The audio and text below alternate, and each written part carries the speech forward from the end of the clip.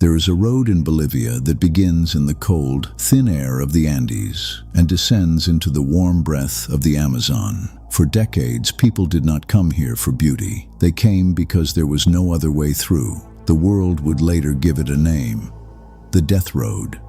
Long before tourists arrived with helmets and cameras, this narrow path carved into cliffs carried buses, trucks, entire families. Rain turned the surface to mud. Fog erased the horizon, and on one side, there was nothing but a fall into silence. At its deadliest, as many as 200 to 300 people were believed to die here each year, not in war, not in disaster, but on an ordinary road. This is the story of a place where tragedy became routine, and how a road built to connect a nation quietly revealed the cost of survival.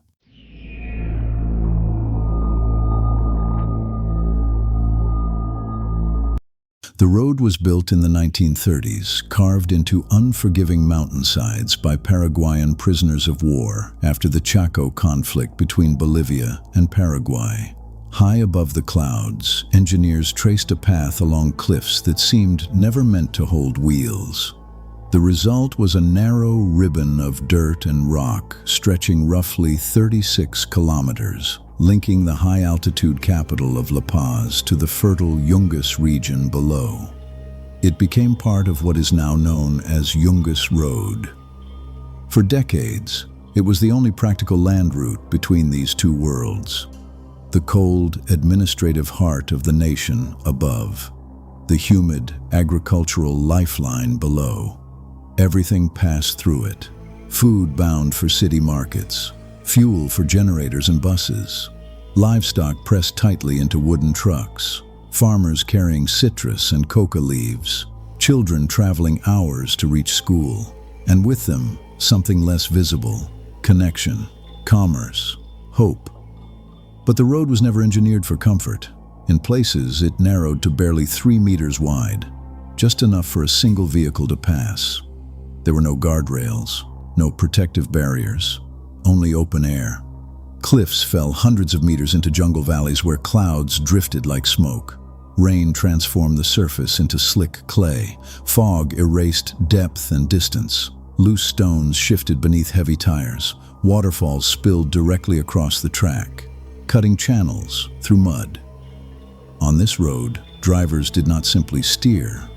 They calculated. They listened to engines strain. They read the mountain's mood. Driving here was not a journey. It was a negotiation with gravity. And gravity rarely compromised.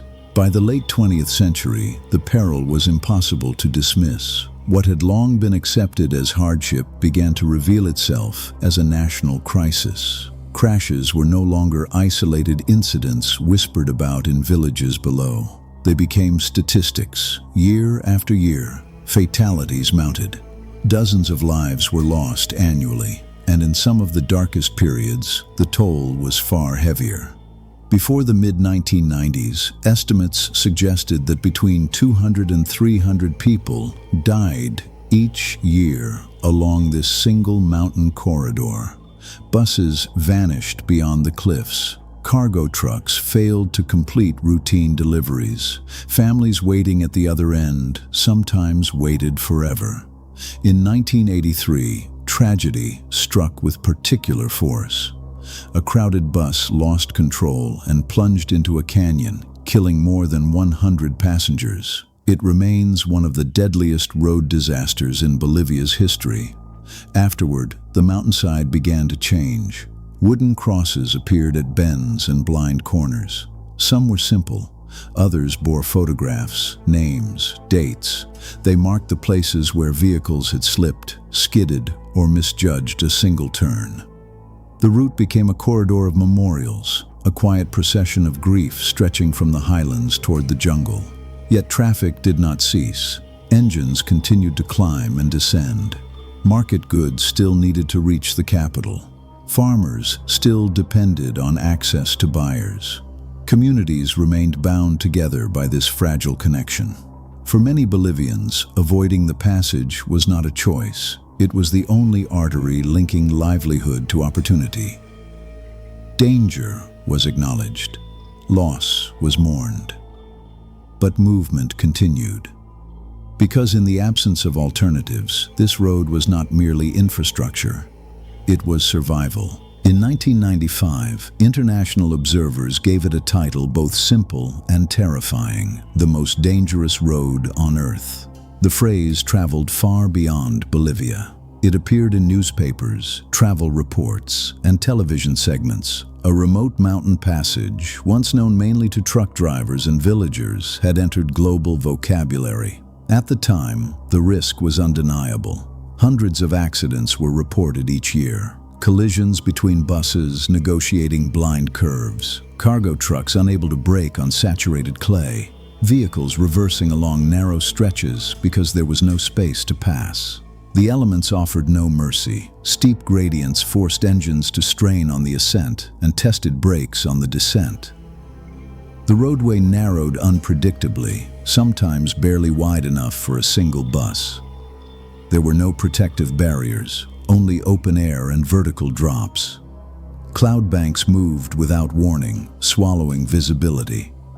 Tropical rains carved channels into the surface. Rockfalls scattered debris across the path. Waterfalls spilled directly onto the track, turning solid ground into moving slurry. To sit behind the wheel here required more than skill.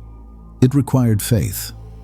Faith that the earth beneath the tires would hold, that the edge would remain intact, that the next curve would not simply dissolve into empty space. Every bend concealed uncertainty. Every descent demanded calculation. And yet, something unexpected began to happen. The same features that had made the route infamous, the cliffs, the mist, the raw exposure, began to attract attention from far beyond the region. Not from commuters racing daylight, not from farmers transporting produce, but from outsiders searching for proximity to danger. Adventure companies took notice. Bicycles replaced buses in promotional photographs. What had once been a corridor of necessity was slowly reframed as a destination. The road had not changed, but the way the world looked at it had begun to. As Bolivia modernized, the meaning of the road began to shift. Economic reforms reshaped the country. Infrastructure projects gained momentum, and with them came a different kind of traveler. Adventure tourism arrived. What had once been feared was now marketed. The descent from the high Andes into the subtropical Yungas became an attraction. Outfitters offered helmets, gloves, suspension bikes. Guides replaced freight convoys. Safety briefings replaced hurried engine checks. Each year, roughly 25,000 visitors began making the journey, not in buses or cargo trucks, but on two wheels. They came seeking proximity to risk, photographs at cliff edges, the sensation of speed against mist and mountain air. The route, once a lifeline for communities, was rebranded as an experience. Yet the danger never fully disappeared. Loose gravel still shifted under tires. Fog continued to obscure sharp bends. Rain turned descent into slide. Since the late 1990s, at least 18 cyclists have lost their lives along this corridor. Even in its new chapter, gravity remained indifferent. But beyond tourism, a deeper transformation was underway. In 2007, Bolivia inaugurated a new paved highway connecting La Paz to the Yungas region. Engineered with modern safety standards, wider lanes, reinforced surfaces, protective barriers, it offered what the old passage never could: predictability. Traffic along the original mountain track dropped by more than 90%. Freight vehicles diverted to the safer alternative. Accident rates declined sharply. Annual death tolls fell. For the first time in decades, the mountain was quieter. The road that had once carried food, fuel, families, that had stitched together highland and rainforest, was no longer the nation's primary artery. It remained suspended along the cliffs, weathered, scarred, remembered, a relic of necessity, a monument to endurance. The road that once connected a country was slowly becoming something else, a memory etched into stone. Even today, the mountains of Bolivia continue to demand a toll. The infamous corridor between La Paz and the Yungas is no longer the primary threat it once was. Yet across the country, danger persists on steep terrain where asphalt meets altitude. Each year, road accidents claim roughly 1,400 lives nationwide. The numbers shift slightly from report to report, but the scale remains constant. High elevations, sharp curves, unforgiving descents. In February 2025, tragedy struck again. A passenger bus traveling along a winding mountain highway lost control. Investigators would later cite speed and difficult road conditions. The vehicle veered off course, broke through the edge of the roadway, and plunged into a ravine. 31 people were killed. It was not the old death road, not the narrow dirt track once known as the most dangerous on Earth. A different highway, a different province, the same ending. Sirens echoing against rock walls, twisted metal at the bottom of a canyon.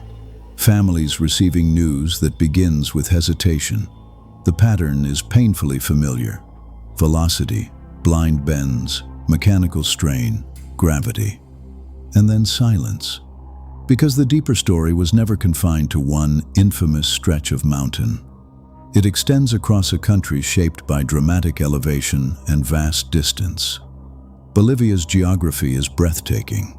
It is also demanding. Communities are separated by valleys, peaks, and jungle lowlands. Infrastructure must contend with landslides, erosion, seasonal rains. Maintenance competes with limited budgets and expanding demand.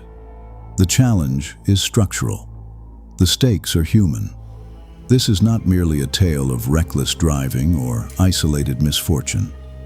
It is a reflection of terrain, development, and connection, of how nations bound by mountains negotiate movement, and how, sometimes, distance carries a cost. Something unexpected has happened here. When the engines disappeared, when freight convoys diverted to safer pavement, the mountain exhaled. The constant growl of gears climbing steep grades fell silent. The sharp scent of overheated brakes no longer lingered in the mist. Dust that once hung in the air like a veil slowly settled back into soil. And in that quiet, life began to edge closer. Along the cliffs and in the dense vegetation below, birds reclaimed perches once rattled by passing trucks. Insects returned to damp corners undisturbed by vibration. Small mammals ventured across stretches that had once trembled beneath tires. The forest, patient and observant, moved inward. Vines crept over forgotten tire tracks. Moss softened exposed rock. Rainwater carved delicate channels where heavy wheels once cut scars. What had long functioned as a corridor of funerals, marked by wooden crosses and fading photographs, is gradually becoming a corridor of green. Not untouched, not erased, but transformed. The cliffs remain as steep as ever. The drop is still absolute. Gravity has not grown gentler, yet the atmosphere has shifted. Where urgency once dominated, there is now stillness. Where engines once echoed, wind and insects provide the soundtrack. And still, the name endures. Death Road. It lingers in guidebooks, headlines, memory. A title forged during decades when survival required risk.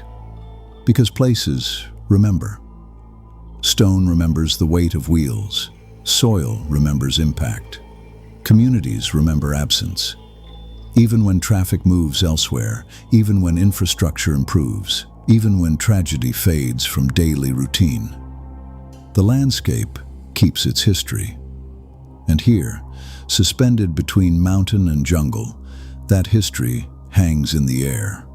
Quiet, watchful, unforgotten. Every country has a road that explains who it is. For Bolivia, this was the road that connected mountains to jungle, poverty to survival, danger to necessity. Hundreds died here each year, then dozens, then fewer still. Not because the mountain changed, but because people finally built another way. The old road still hangs on the cliffs, quiet now, almost peaceful. But if you stand there long enough, you begin to understand. This was never just a dangerous road. It was a question: how much risk a society is willing to accept to keep moving forward. And somewhere below, hidden in forest and mist, are the echoes of all the journeys that never reached the end.